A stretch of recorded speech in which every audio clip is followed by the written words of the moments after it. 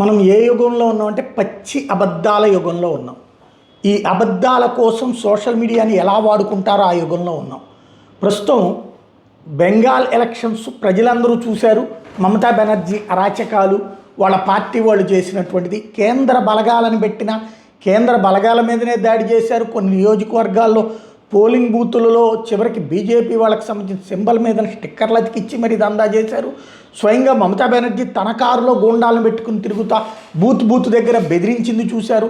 ఇంత చేస్తే చివరికి ఒక 2 తప్పుడు ప్రచారాలు. ఎవరంటే ఆ మమతా బెనర్జీ వల్ల సర్వనాశనమైన కాంగ్రెస్, ఆ మమతా బెనర్జీ వల్ల సర్వనాశనమైన కమ్యూనిస్టులు బెంగాల్లో చివరికి ఒక్క సీటుకు కూడా దిక్కులేని కర్మ పట్టినటువంటి వాళ్ళే వాళ్ళ కార్యకర్తలు ఇక్కడ ఉన్నటువంటి మన తెలుగు రాష్ట్రాల వాళ్ళు తప్పుడు ప్రచారాలు వాళ్ళ కోసం చేయడమే ఒక విచిత్రం. అది మోడీ మీద ద్వేషంతో, హిందుత్వం మీద ద్వేషంతో.